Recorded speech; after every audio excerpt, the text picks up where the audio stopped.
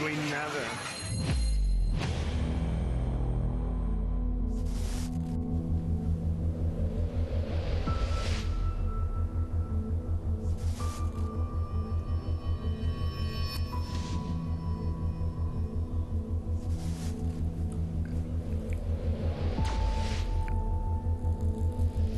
Breaking news, new numbers as this coronavirus spreads. More than 160,000 cases in the United States. Over 2,980 deaths.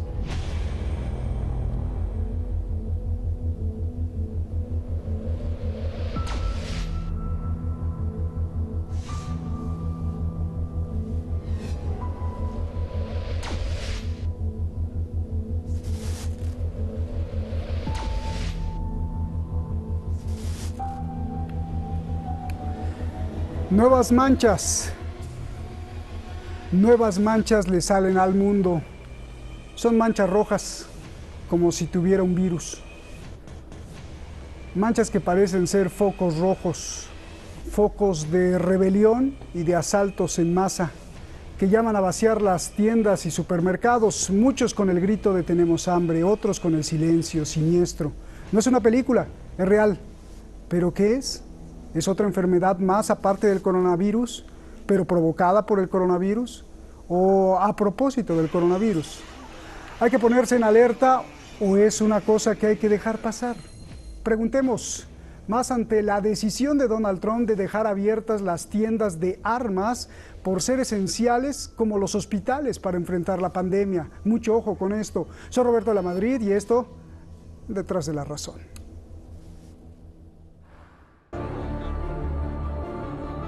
En otros países ya comienza a sentirse la ola de disturbios. Diferentes partes del mundo sufren estragos para continuar con la rigurosa cuarentena. Desde África, la India, donde quieren escapar de la cuarentena. Argentina, Colombia, hasta Europa, Italia, donde la gente con hambre quiere conseguir comida para su familia y crecen los llamados a disturbios, saqueos y robo de alimentos. El ejército y la policía en Italia tratan de detener los asaltos a supermercados. La gente grita que tiene hambre. It's hard to watch, but this is what desperation looks like. Davvero momenti di fortissima tensione, quelli che si sono vissuti oggi.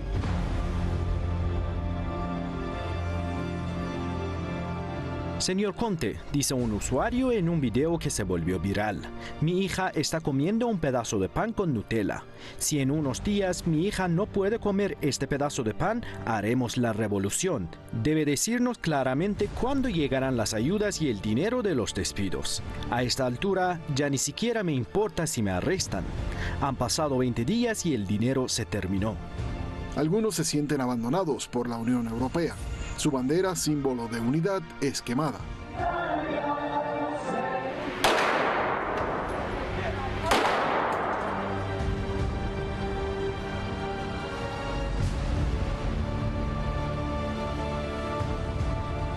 En Estados Unidos, Donald Trump establece que las tiendas de armas deben estar abiertas, que son esenciales como las farmacias, las fruterías o los hospitales para hacer frente a la pandemia. En México, por las redes sociales, se da el llamado para saquear las tiendas. La policía cibernética trata de contenerlos.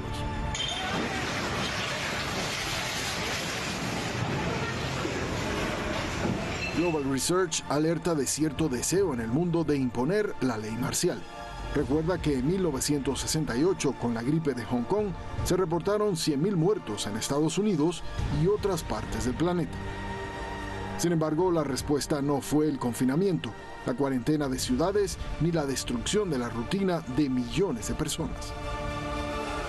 ¿Acaso este es el plan que tenían las grandes potencias y corporaciones, publicado en la principal revista económica del mundo, The Economist, en su extraña portada de 2017, donde ponía cartas de tarot mostrando el caos y rebeliones mundiales después de que Trump llegara al poder?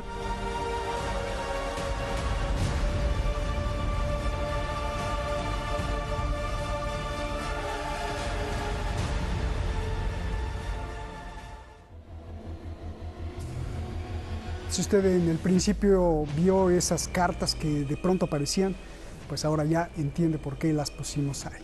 Muchas gracias, gracias siempre a usted. Nuestro espíritu se lo debemos a usted, el espíritu de este programa. Gracias. Gracias al equipo de Detrás de la Razón. Ya analizamos en Detrás de la Razón la pandemia desde la preocupación del arma biológica, el descuido, la mutación natural. Ya analizamos la guerra económica que se desenvuelve con y por el coronavirus. Ya analizamos la guerra de información que se da por el coronavirus. Ahora vayamos quizá con la guerra de la desesperación. Por eso tenemos aquí a dos mentes brillantes. Al gran intelectual y maestro del periodismo, Rubén Luengas. Gracias, de verdad es un honor, gracias hermano. Y al escritor, abogado internacional y analista geopolítico Francisco Fernández Cruz Sequera, muchísimas gracias, también es un honor. Gracias Francisco, gracias hermano. Comenzaré contigo. En muchas partes del mundo, Francisco, están apareciendo brotes de violencia, saqueos, robos a supermercados. Explícame qué estamos viendo, por favor. Lo primero es enviarte un fuerte abrazo, hermano, para ti, mi mejor deseo de que te encuentres bien y, cómo no, a nuestro común amigo Rubén, con el que me he estado comunicando estos días y tengo la tranquilidad de que se encuentra bien tanto él como su familia en este momento, que personalmente para mí es importante. Al mismo tiempo envío un saludo a tu audiencia.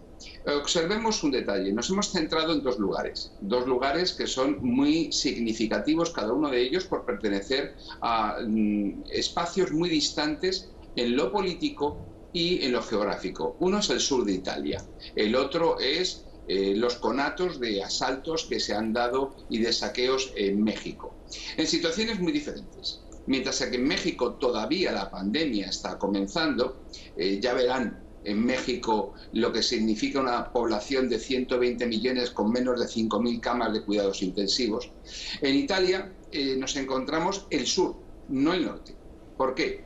Porque Italia en el sur está dominada por cuestiones como son una pobreza acusadísima, hasta un 75% de desempleo juvenil, la presencia y el poder del crimen organizado, la mafia, la camorra, la drangheta, y al mismo tiempo un Estado que ha fallado, el Estado fallido, un Estado cada vez más débil y un Estado que se retira de la vida pública abandonando a los ciudadanos, es decir, el Estado neoliberal, el Estado del euro, el Estado de las políticas de los mercados que dicen. En esta situación, cuando llegamos al momento presente, nos encontramos con un escenario de personas que se va a reproducir en otros lugares y no me extrañaría también que ocurriese aquí en España. Vamos a encontrarnos con personas que ya no tienen nada. ¿Qué ocurre con los millones de personas que viven al día y que directamente se van al desempleo, que aunque perciban una prestación es insuficiente para vivir? ¿Qué ocurre con las personas que trabajan por cuenta propia y no tienen ningún tipo de ingresos, pero el Estado los sigue presionando con los impuestos y cotizaciones y siguen teniendo costes? Evidentemente estamos ante una situación que en gran medida veremos como resultado la aceleración de la llamada renta básica. Sin embargo, en México nos encontramos en un escenario distinto y al mismo tiempo igual. La pobreza, la presencia del crimen organizado y un Estado débil y fallido, incapaz de intervenir en la primacía de lo político sobre lo económico, permitiendo y garantizando la vida de sus ciudadanos. Ahora mismo en las redes sociales, en los mismos programas de Detrás de la Razón, al pie de ellos, muchos comentarios desde México hablan desde el desconocimiento de lo que está ocurriendo en otros países como si estuviesen al margen. Yo nada más que les hago ver una cosa. En México hay 3.000 muertos mensuales como consecuencia directa de la violencia. A lo mejor necesitan tener 6.000 euros o 6.000 muertos mensuales o 3.000 muertos diarios para empezar a entender a qué se enfrentan y para empezar a entender que las personas en México tienen que empezar a exigirle al Estado que tomen medidas en interés y beneficio de los más desposeídos, puesto que esto que está ocurriendo excede y supera con mucho la capacidad de cualquier trabajador y de cualquier persona en cualquier lugar que se haya. Bien, gracias Francisco. Rubén, ahora sí, ya que lo planteó, yo te pregunto, ¿es realmente el hambre ¿Es que se está acabando el dinero? ¿Es solo el crimen que está aprovechando la oportunidad? ¿O es algo incluso mucho peor? No es ni el hambre, ni el crimen, sino la desesperación psicológica de estar encerrado que impulsa tanto a criminales como a gente normal, lo que estamos viendo no solo en México, sino con sus diferentes contrastes en todo el mundo. Adelante, Rubén. Muchísimas gracias. Igualmente un saludo para ti, para Francisco, para la audiencia, y también me alegra que se encuentren bien en lo personal. Mira, aquí las cosas en México, hasta apenas el día de ayer se declaró la emergencia sanitaria en México. El subsecretario de Salud dijo que tenemos que voluntariamente tener esta cuarentena hasta el próximo día 30 de abril de manera voluntaria. No han existido cuestiones coercitivas para realizar este tipo de acciones, y en ese sentido me llama mucho la atención que se estén realizando amenazas cibernéticas para hacer saqueos en supermercados. A mí esto me huele muy mal. En México todavía más o menos ha venido desarrollándose, incluso han criticado al gobierno de López Obrador de no haber impuesto estas medidas antes. Entonces, francamente, decir que a estas alturas, por la cuestión de la cuarentena, por la cuestión de las medidas para enfrentar lo del coronavirus, la gente ya está desesperada, con hambre, etcétera. No ha habido una imposición en ese sentido. La gente ha salido. Claro, evidentemente que no es la misma cantidad de gente que hay en las calles, pero ahora están invitando de manera más certera a quedarse en casa, cosa que está bien, nadie cuestiona. Pero yo desconfío totalmente de estas publicaciones en redes sociales de amenazar, porque tú sabes que hay una situación de lucha por el poder político en México, y por un lado tenemos el crimen organizado que pudiera estar aprovechando la situación, crimen organizado, o número dos, que los mismos personajes siniestros, perversos de la oposición mexicana, no todos, pero algunos los hay, que estén dispuestos a aprovechar esta situación a río revuelto, ganancia de pescadores. No lo aseguro, pero de que es posible, es absolutamente posible. Entonces, ahora, la otra etapa también puede llegar, la etapa en el cual, en un país donde existe pobreza extrema y pobreza, evidentemente, si le cierras tú la posibilidad de que las personas puedan trabajar y se tengan que encerrar en su casa un mes, no pueden. Como parafraseando lo que decía un periodista sobre el tema de las corridas de toros, decía, más cornadas da el hambre. Por eso se aventaban al ruedo. Pues aquí también más cornadas les puede dar la política de quedarse en casa, y entonces sí podemos ver un aumento de la violencia, de los asaltos, de los robos, de muchísimas cosas que potencialmente están ahí, evidentemente. Pero esto de los saqueos de supermercados, en este punto concretamente, de cómo se ha venido actuando en México, me parece sumamente sospechoso, por lo menos, por decirlo menos. Bien, vamos a una cuestión muy importante a nivel global, Francisco. Al ver que está pasando esto poco a poco, porque finalmente sí, ahí por ejemplo pusimos imágenes de la India o imágenes en África donde los rocían con supuesto desinfectante, y luego en otros lados les disparan para que se metan a sus casas. Hay un artículo que me envió Rubén, gracias Rubén, del Global Research, que habla de una ley marcial. ¿Qué tanta posibilidad, te pregunto, Francisco, hay de que el coronavirus sea el pretexto o caiga como anillo al dedo a ese deseo desde hace años de imponer una especie de control mundial? Pues en algunos lugares, en algunos artículos se ha estado hablando sobre esa necesidad de una dirección mundial, de una gobernanza mundial a fin de enfrentar desafíos globales. Lo cierto y verdad es que estamos primero asistiendo a un escenario que normalmente la gente tiende a culpar al coronavirus, y el coronavirus es el detonante, pero la pobreza era anterior. La pobreza, el fracaso del Estado, la primacía de la economía financiera sobre la economía de las personas era anterior. Esto se ha venido larvando desde que en los años 80 empezaron los Chicago Boys a deprimir a los estados y a deprimir a la gente. El retroceso permanente y constante de las rentas del trabajo no es una casualidad. Ahora, sea cual sea el origen del coronavirus, sea cual sea la situación a la que nos pudiera conducir. No nos olvidemos esto. Cuando existen personas pobres en México que caen en las garras del crimen organizado, es porque previamente hay un fracaso del Estado en garantizar unas condiciones de vida dignas. Y eso es incuestionable. Decía Rubén que podía ser una consecuencia del crimen organizado o de líderes de la oposición. También cabe la tercera posibilidad de que sean ambos elementos. Pero lo cierto y verdad es que allá donde vayamos, si nos damos cuenta, nos estamos planteando sociedades, culturas y circunstancias muy diferentes, pero todas ellas tienen un denominador común, que son la arquitectura económica internacional y la aplicación de políticas neoliberales que ponen por encima de las personas a la economía financiera. Esos dos hechos, si asistimos al escenario español, al escenario mexicano, al escenario italiano, da igual donde vayamos, siempre veremos que los recursos públicos son insuficientes para atender a las personas que los pagan. Y pagan mucho más de lo que están dispuestos a recibir. El caso de Holanda, que dicen que el gran error de los españoles está en asistir a los ancianos, que no hay que llevarlos a los hospitales, que hay que dejarlos morir en casa. ¿De verdad una persona ha trabajado toda su vida y ha pagado impuestos para que ahora que precisa ser asistido se le deje morir en casa? Es decir, no nos engañemos.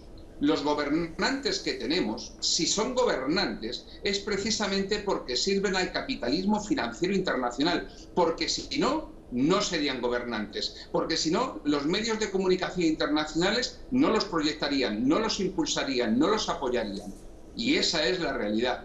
Tenemos que despertar, tenemos que darnos cuenta que dentro de este sistema de vida, dentro de este sistema financiero capitalista, no hay vida humana posible. Y tampoco lo hay para el planeta. Es decir, el planeta no puede seguir viviendo a la dictadura de la usura, del interés y del beneficio. ¿Qué vamos a decirle ahora a las personas que se conjuran a través de Internet, a través de WhatsApp, a través de Facebook para asaltar un supermercado y llevarse una televisión? ¿Va a cambiar esa televisión su vida? ¿Va a cambiar sus aspiraciones? ¿Les va a hacer más felices? ¿Les va a dar de comer? No. Ahora bien, si esas personas hubiesen sido educadas, hubiesen sido formadas y tuviesen una vida suficiente y digna, el 90% de ellas no estarían cometiendo esos crímenes. Y esto no debemos olvidar. Bien, gracias Francisco.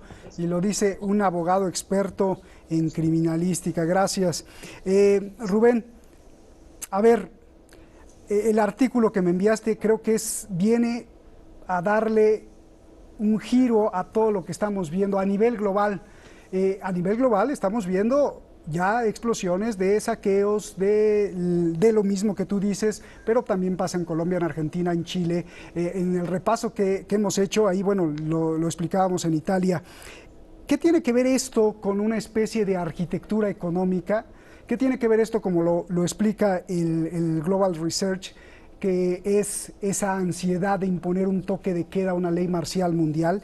Y si tiene algo que ver también, y me parecería diabólico, tú recuerdas, y la pusimos ahí, la revista The Economist, una de las más prestigiadas del mundo, publicó en su portada en el 2016 como predicción para el 2017, cuando tomara el poder, bueno, ya lo estaba tomando Donald Trump, de este caos y rebeliones y confrontación entre religiones y todo, no como si haya sido la esfera mágica o si haya sido la bola de cristal, Rubén, sino que fue la predicción sabia de los sabios o fue un anuncio del establishment profundo de que eso querían que pasara.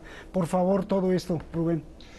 Bueno, compleja la pregunta, y después de la joya de Francisco, que lo firmo en un cheque en blanco lo que dijo Francisco, voy a tratar de expresar lo que cruza por mi mente. Mira, para mí esto del coronavirus, sea lo que sea, su origen como sea, es el chivo expiatorio que está siendo utilizado para enmascarar a un enfermo terminal que se llama capitalismo. Y entonces ahora van a tener la excusa, es que vino el coronavirus, no es que el neoliberalismo estuviese fallando, el mercado puede regularse solo, etcétera, pero nos llegó, ni modo, algo de la naturaleza, nos llegó el coronavirus. Entonces, para mí es una situación realmente de chivo expiatorio para justificar y tratar de salvar, ¿no? Porque en este momento se están utilizando unas cantidades billonarias por parte de dinero público en los Estados Unidos para rescatar una vez más, como lo hizo Barack Obama en el 2008, rescatar empresas privadas, hoteleras que se están viendo afectadas por esto con dinero público de la gente, es decir, la privatización de las ganancias y la socialización de las pérdidas. Pero yendo a lo del toque, yo respeto mucho al autor de este artículo que te mandé, Kurt Nimmo, donde él, incluso hay una parte donde refiere en el artículo a que vayamos a una publicación de ABC que nadie va a poder acusar de una página, o sea, ay, este es el de Newsweek, ¿dónde está el de ABC? Déjame ver, ay, creo que ya lo borré, no, aquí está, ABC News, Homeland Security advierte que los terroristas pueden explotar la pandemia COVID-19. Ándale. Que los terroristas, por lo tanto, podríamos imaginar ahorita un atentado terrorista, y ya lo está advirtiendo Homeland Security, lo encuentran en ABC News, yo lo voy a tratar a fondo hoy en mi programa de YouTube en la noche. Pero no solamente eso, sino que esto fue publicado, déjame ver, el 24 de marzo, ABC. Luego, el gobernador de California ha dicho abiertamente, está publicado en The Hill, de implantar la ley marcial en California, porque luego habla de uno de estos temas y la audiencia dice, ya está empezando con sus teorías de la conspiración. Teorías de la conspiración, mis polainas. El gobernador ya dice de implantar la ley marcial. Y me siguen llegando videos de gente que me conoció en la televisión, que pasan los trenes en Ventura con tanques militares, dicen las autoridades que es algo normal, pero termino diciéndote esto también, exclusiva de la revista Newsweek, que nadie puede acusar de teórica de la conspiración en este sentido, y dice exclusive, inside the military's top secret plans if coronavirus crippled the government. Dentro de los planes secretos del Pentágono, militares, si el coronavirus mutila al gobierno, ya se tiene hasta el nombre del militar, que es jefe del Comando Norte, ya se tiene hasta su nombre, en caso de que supuestamente exista esto de cripple, que se enfermen de coronavirus los presidentes, los vicepresidentes, en el Congreso, y entonces un militar que ya lo tienen resguardado, entraría en acción para gobernar hasta que regrese el poder civil en los Estados Unidos. Esto lo dice la revista Newsweek para que nadie me acuse de teórico de la conspiración. Y cuando viene de estas personas y conocemos la historia de los antecesores de estos, pues maestro, para mí algo se está cocinando. Ojalá me equivoque, pero a la luz de estos datos creo que hay algo raro. Gracias, Rubén, por ilustrarnos. Nos queda un minuto. Dos preguntas, Francisco.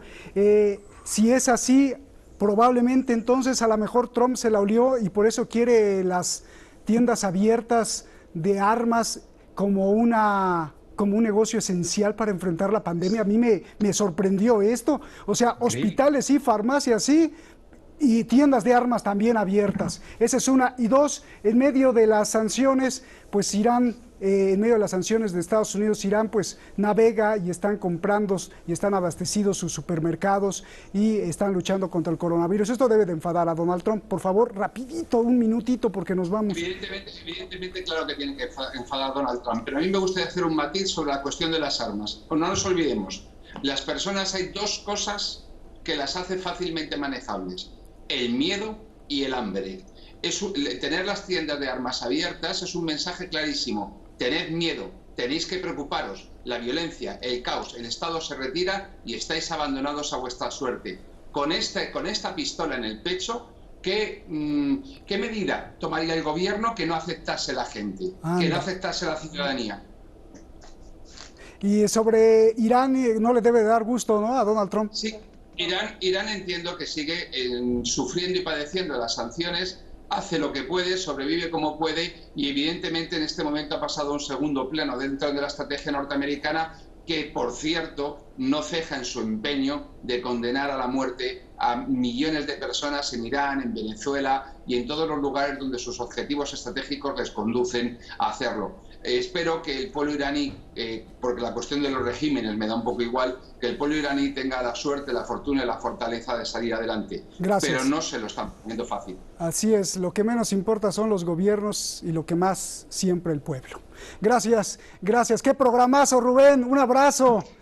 Un abrazo para ti, cuídense mucho, Francisco. Gracias. Por favor, todos vean esta noche el programa de Rubén, allí está en su canal de YouTube. Gracias, Rubén. Hay movimientos muy raros, pero rarísimos, cerca de aquí en el vecino país de Irak. Las tropas de Estados Unidos se están moviendo mucho de un lado para otro, cambian de base, abandonan unas, llegan otras, se llevan equipo, traen otro equipo. Algunos en Irak dicen que se están preparando para abrir fuego contra las fuerzas populares, otros dicen que están aprovechando incluso el coronavirus para filtrar información de sus posiciones solo para dar miedo. Miedo es el punto siempre, tanto en la guerra militar como en la biología o en la guerra biológica, el miedo. Mañana aquí en Detrás de la Razón, en silencio se prepara un ataque militar. Buenas noches.